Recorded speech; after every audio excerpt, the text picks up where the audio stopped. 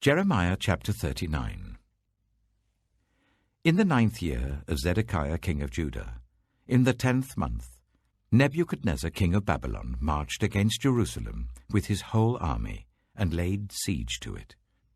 And on the 9th day of the 4th month of Zedekiah's 11th year, the city wall was broken through. Then all the officials of the king of Babylon came and took seats in the middle gate. Nergal-Sharezer of Sagma, Nebo-Sarsekim, a chief officer, Nergal-Sharezer, a high official, and all the other officials of the king of Babylon. When Zedekiah king of Judah and all the soldiers saw them, they fled. They left the city at night by way of the king's garden, through the gate between the two walls, and headed towards the Arabah. But the Babylonian army pursued them and overtook Zedekiah in the plains of Jericho. They captured him and took him to Nebuchadnezzar king of Babylon at Riblah, in the land of Hamath, where he pronounced sentence on him. There, at Riblah, the king of Babylon slaughtered the sons of Zedekiah before his eyes, and also killed all the nobles of Judah. Then he put out Zedekiah's eyes, and bound him with bronze shackles to take him to Babylon. The Babylonians set fire to the royal palace and the houses of the people, and broke down the walls of Jerusalem. Nebuzaradan, commander of the imperial guard, carried into exile to Babylon the people who remained in the city, along with those who had gone over to him and the rest of the people. But Nebuzaradan, the commander of the guard, left behind in the land of Judah some of the poor people who owned nothing, and at that time he gave them vineyards and fields. Now Nebuchadnezzar king of Babylon had given these orders about Jeremiah through Nebuzaradan, commander of the imperial guard. Take him and look after him. Don't harm him, but do for him whatever he asks. So Nebuzaradan, the commander of the guard, Nebuchadnezzar, a chief officer, Nergal-Sharezer, a high official, and all the other officers of the king of Babylon sent and had Jeremiah taken out of the courtyard of the guard. They handed him over to Gedaliah, son of Ahikam, the son of Shaphan, to take him back to his home. So he remained among his own people. While Jeremiah had been confined in the courtyard of the guard, the word of the Lord came to him. Go and tell Ebed-Melech the Cushite, this is what the Lord Almighty, the God of Israel, says. I am about to fulfill my words against this city, words concerning disaster, not prosperity. At that time they will be fulfilled before your eyes. But I will rescue you on that day, declares the Lord. You will not be given into the hands of those you fear. I will save you. You will not fall by the sword, but will escape with your life, because you trust in me, declares the Lord. Jeremiah chapter 40.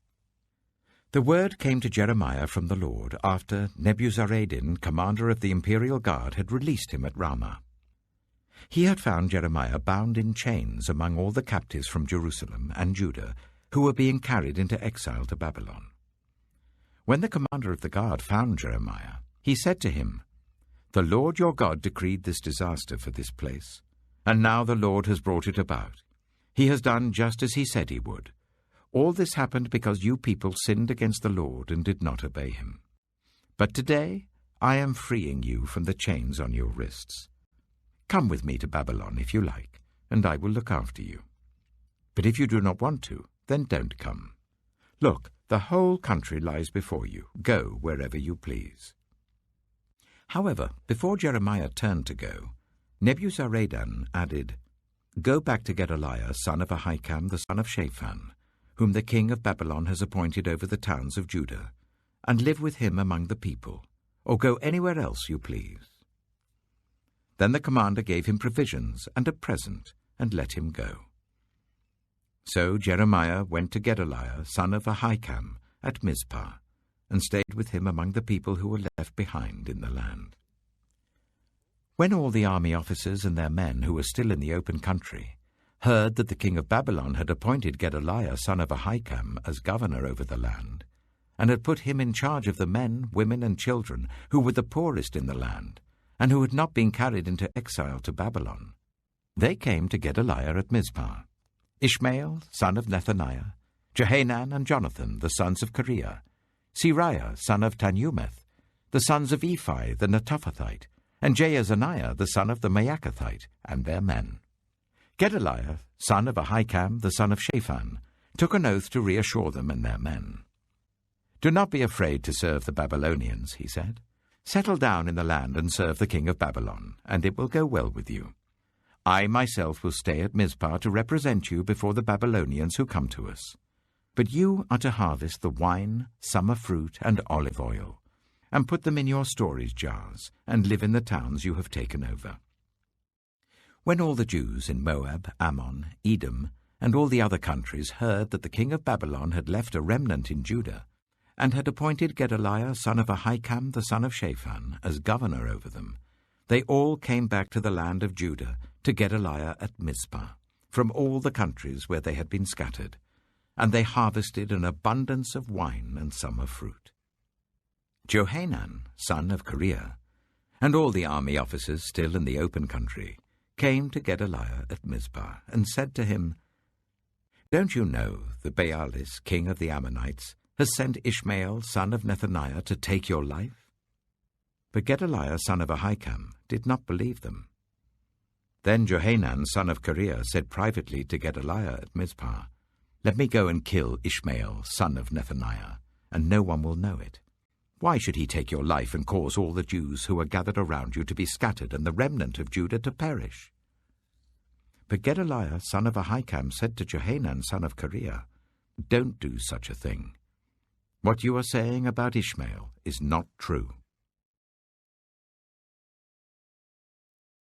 Jeremiah chapter 41.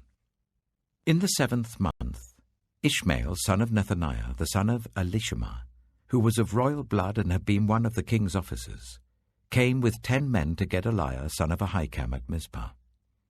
While they were eating together there, Ishmael, son of Nethaniah, and the 10 men who were with him got up and struck down Gedaliah, son of Ahikam, the son of Shaphan, with the sword, killing the one whom the king of Babylon had appointed as governor over the land. Ishmael also killed all the men of Judah who were with Gedaliah at Mizpah, as well as the Babylonian soldiers who were there. The day after Gedaliah's assassination, before anyone knew about it, 80 men who had shaved off their beards, torn their clothes and cut themselves, came from Shechem, Shiloh, and Samaria, bringing grain offerings and incense with them to the house of the Lord. Ishmael, son of Nethaniah, went out from Mizpah to meet them, weeping as he went. When he met them, he said, "Come to Gedaliah, son of Ahikam." When they went into the city, Ishmael, son of Nethaniah, and the men who were with him slaughtered them and threw them into a cistern. But 10 of them said to Ishmael, "Don't kill us. We have wheat and barley, olive oil and honey hidden in a field." So he let them alone and did not kill them with the others. Now the cistern where he threw all the bodies of the men he had killed along with Gedaliah was the one King Asa had made as part of his defense against Baasha, king of Israel. Ishmael, son of Nethaniah, filled it with the dead. Ishmael made captives of all the rest of the people who were in Mizpah, the king's daughters, along with all the others who were left there, over whom Nebuzaradan, commander of the imperial guard, had appointed Gedaliah, son of Ahikam. Ishmael, son of Nethaniah, took them captive and set out to cross over to the Ammonites. When Johanan, son of Kareah, and all the army officers who were with him heard about all the crimes Ishmael, son of Nethaniah, had committed, they took all their men and went to fight Ishmael, son of Nethaniah. They caught up with him near the great pool in Gibeon. When all the people Ishmael had with him saw Johanan, son of Kareah, and the army officers who were with him, they were glad. All the people Ishmael had taken captive at Mizpah turned and went over to Johanan, son of Kareah. But Ishmael, son of Nethaniah, and 8 of his men escaped from Johanan and fled to the Ammonites. Then Johanan, son of Kareah, and all the army officers who were with him, led away all the people of Mizpah who had survived, whom Johanan had recovered from Ishmael son of Nethaniah, after Ishmael had assassinated Gedaliah son of Ahikam. The soldiers, women, children, and court officials he had recovered from Gibeon. And they went on, stopping at Jeruth-Kimmam near Bethlehem, on their way to Egypt to escape the Babylonians. They were afraid of them because Ishmael, son of Nethaniah, had killed Gedaliah son of Ahikam, whom the king of Babylon had appointed as governor over the land. James chapter 3. Not many of you should become teachers, my fellow believers, because you know that we who teach will be judged more strictly. We all stumble in many ways. Anyone who is never at fault in what they say is perfect, able to keep their whole body in check. When we put bits into the mouths of horses to make them obey us, we can turn the whole animal. Or take ships as an example. Although they are so large and are driven by strong winds, they're steered by a very small rudder, wherever the pilot wants to go. Likewise, the tongue is a small part of the body, but it makes great boasts. Consider what a great forest is set on fire by a small spark. The tongue also is a fire, a world of evil among the parts of the body. It corrupts the whole body, sets the whole course of one's life on fire, and is itself set on fire by hell. All kinds of animals, birds, reptiles, and sea creatures are being tamed and have been tamed by mankind, but no human being can tame the tongue. It is a restless evil, full of deadly poison. With the tongue we praise our Lord and Father, and with it we curse human beings, who have been made in God's likeness. Out of the same mouth come praise and cursing. My brothers and sisters, this should not be.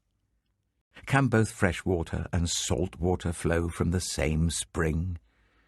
My brothers and sisters, can a fig tree bear olives or a grapevine bear figs? Neither can a salt spring produce fresh water. Who is wise and understanding among you?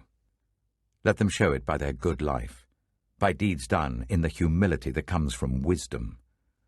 But if you harbor bitter envy and selfish ambition in your hearts, do not boast about it or deny the truth. Such wisdom does not come down from heaven, but is earthly, unspiritual, demonic.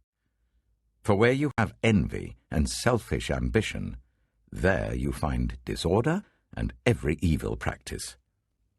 But the wisdom that comes from heaven is first of all pure, then peace-loving, considerate, submissive, full of mercy and good fruit, impartial and sincere. Peacemakers who sow in peace reap a harvest of righteousness.